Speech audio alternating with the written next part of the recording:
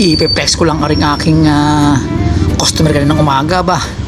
Kakatuwa at buwan naman ng pagkabukas ko ng tindahan ganda rin mababasa kong comment aba aring pansit ng Lukban Quezon, aring pansit abhab aba ari ilalaban ko ng pasarapan sa mga nagte-trending na pansitan dyan ngayon.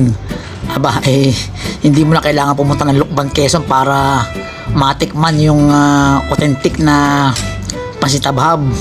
Nari nila ang yan sa QC sa halagang 155 overload. Aba 5 katao na makakain na yan. Tapos ang pansit namin din masarsa, hindi tuyo, kaya sarap na sarap. Pati yung authentic na chamin ng Lukban ilalaban ko rin ng pasarapan ng lasa at sa paramihan ng sahog at sa murang halaga daming makakakain.